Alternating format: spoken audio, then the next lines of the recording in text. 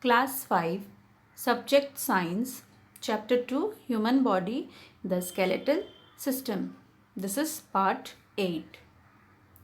Good morning, children. In our last videos, we have completed the exercises part till question number 4. Answer the following in details. In that, we have done A and B, question A and B. Now, today we'll start from C.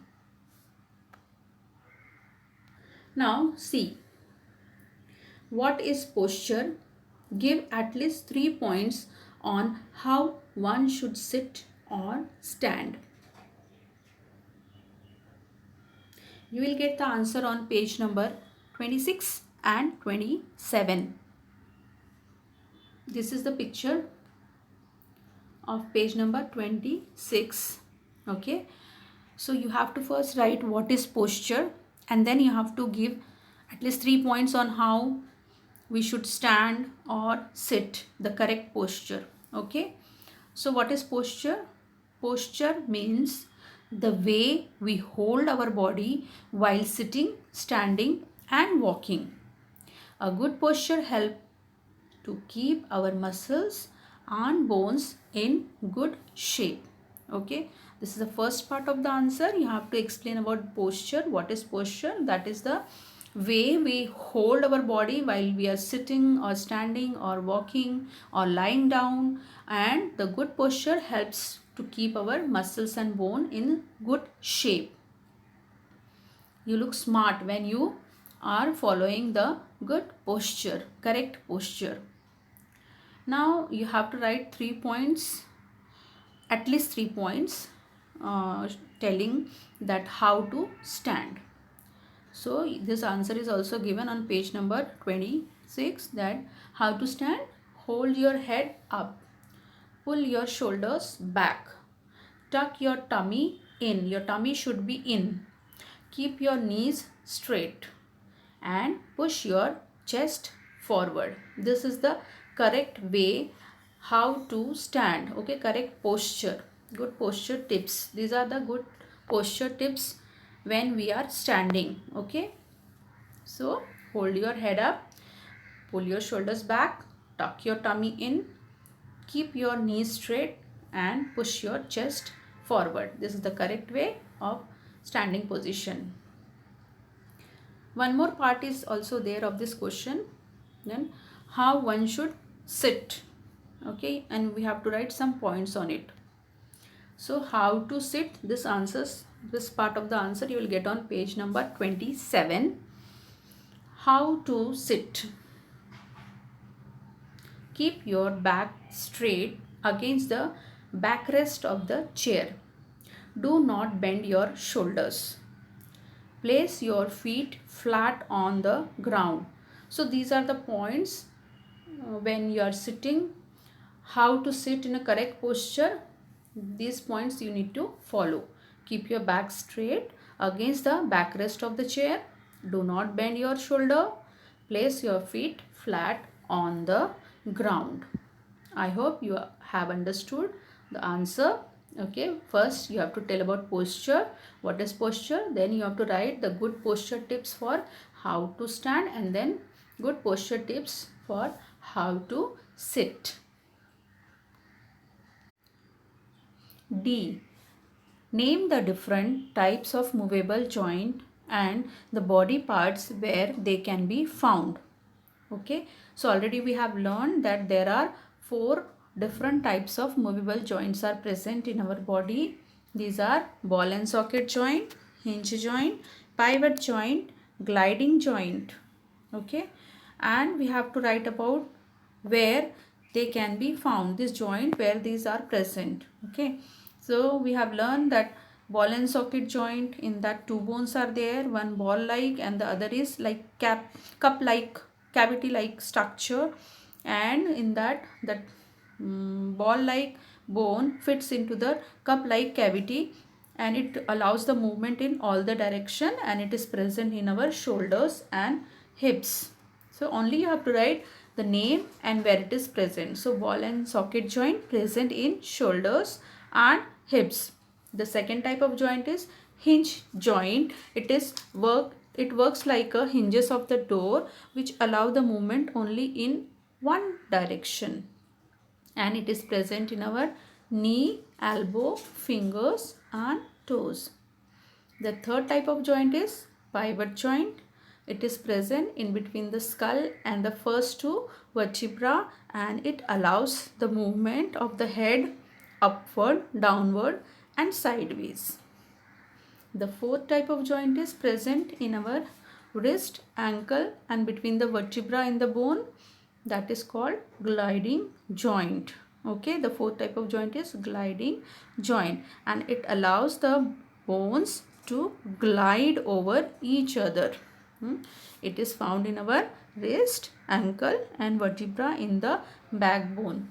So you only have to write the name of the joints and where they can be found. Okay, so I have written the answer. You can pause the video and you can note down the answer, or you can use the textbook to write the answer. Already so many times I have explained about these joints. I hope you'll be able to write the answers properly.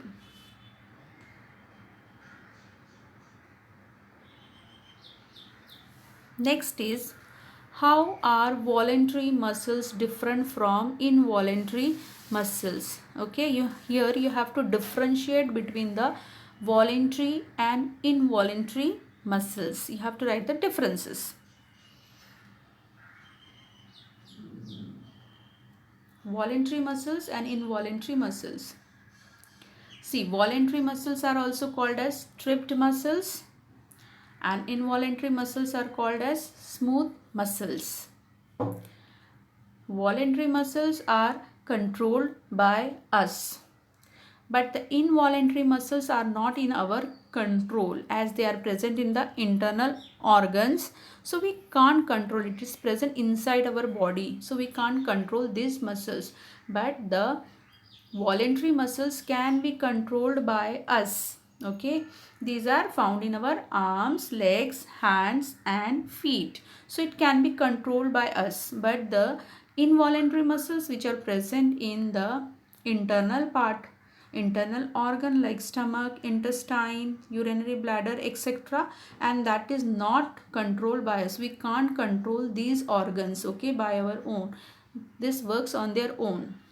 So the difference is, you can write the differences like this. You make the column and then write the differences. I have given here 3 differences.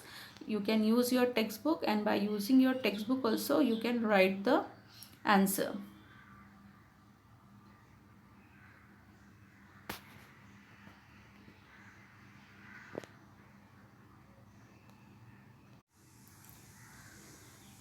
You will get the answer on page number 24, last paragraph, and on 25, the first paragraph. Okay, from there also you can write the answer of this difference between the voluntary and involuntary muscles. See children, your question number 3 and question number 4. Answer the following in brief and answer the following in details. You will have to write in your notebook.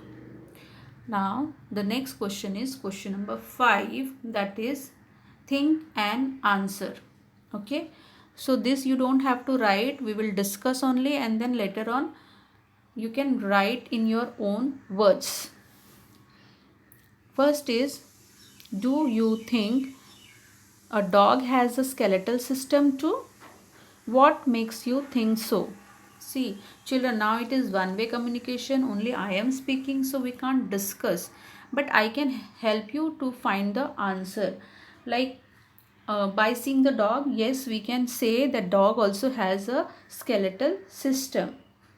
The internal organs are protected by the skeletal system. The dog also has some internal organs, okay, which are very important, and that is protected by this skeletal system.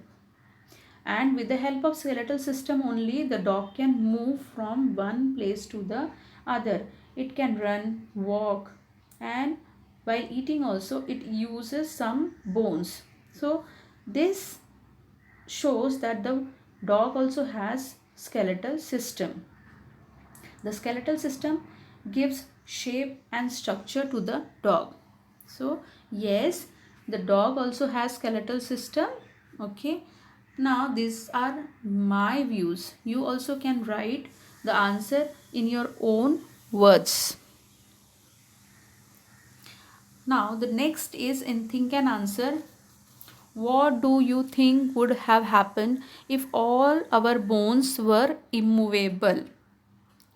See, without movable bones, it will be impossible to move our body parts at all. We won't be able to run, bend, walk, write, and hold things.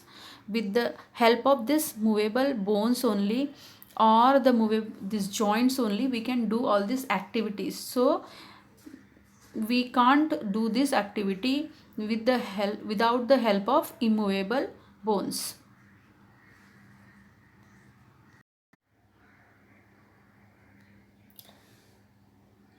Now the next question is question number 6. Label the diagram with the help of words given in the box. Okay, so here on the left hand side you can see a box is there, green color box is there. In that some words are given and you have to select these words and you have to put in these boxes on correct places. Okay, so we'll start with the first box.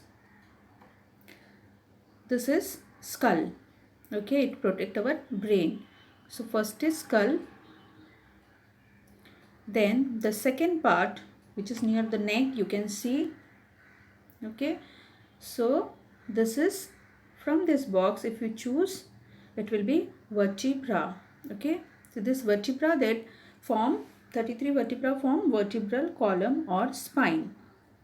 So our second box answer is vertebra.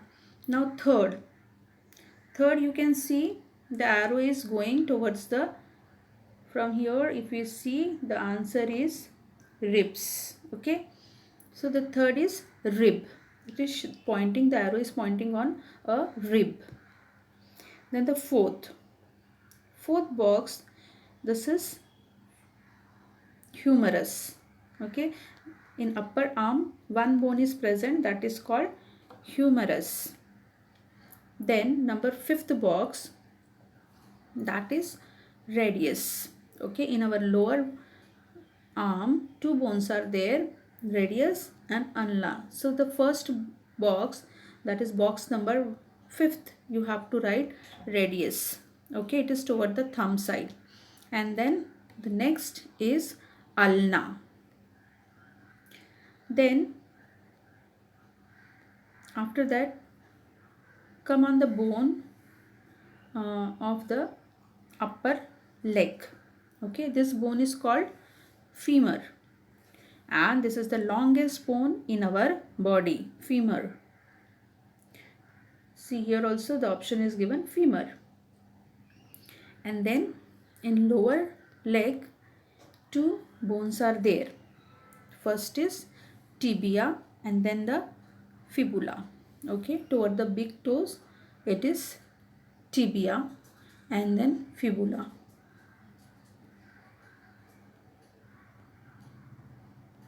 You have to do this in the textbook only. Okay,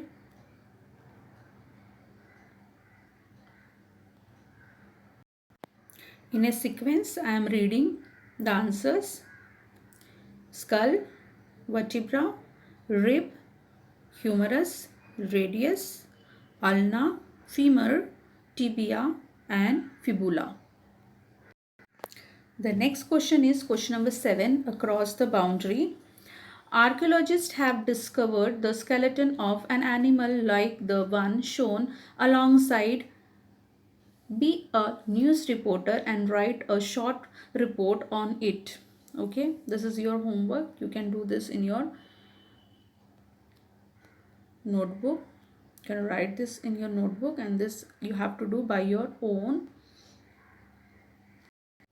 See, the archaeologist means who investigate historic and prehistoric sites and physical remains to understand the human link to the past and to preserve the past culture. So archaeologists find clues about the past. Okay, they use the extraction or digging technique to find out about the past. So you have to act as a reporter and you have to do this answer. You have to write a short report on it. Now the next question is life skill.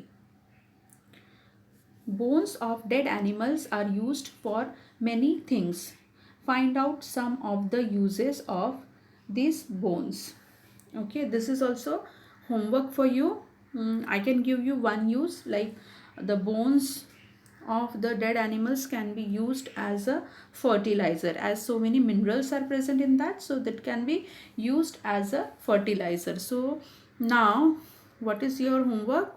Your homework is to, you can find out this answer from the net, or you can ask your parents also ki, what are the different uses of this animal's bone, dead animal's bone, and you can write 3 to 4 points. Okay.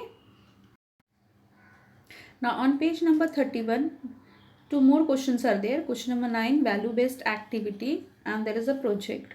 So value based activity, in that the question is, your friend has fractured his right arm and has to wear a sling. He comes to school but cannot do everything. In which way can you help him? Tick correct option. Tick on the correct option. Okay, so 4 points are given. How you can help your friend? A is write notes for him. Yes, you can do that. You can help him by writing his notes. B is help him carry his bag. Yes, that also you can do. You can help him by carrying his bag. C, none of these. Okay, so none of the above. No, you can do this A and B option. So this is cross. Put a cross mark in front of that. Both A and B. Yes, both A and B. You can do both. Like you can write note for him and you can carry his bag. Then question number 10 is project.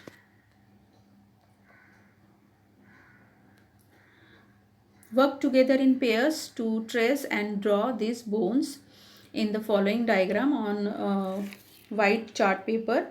Cut out their shapes and stick them in the correct place on a black chart paper to form a skeleton. Okay, so here this type of shapes you have to draw on a paper. Okay, white chart paper you have to draw, and on black chart paper you have to paste them. So in pair you can't do this because now we are at home, so you can do by your own. Okay, take your own time, and then when you get time you can do this project. It will be very interesting. So our this exercises part is over. I hope you will write this answer, question number 3 and 4, and think and answer you can write in your notebook, and across the boundary in that question, as a news reporter you have to write a short report, that also you can write. Okay,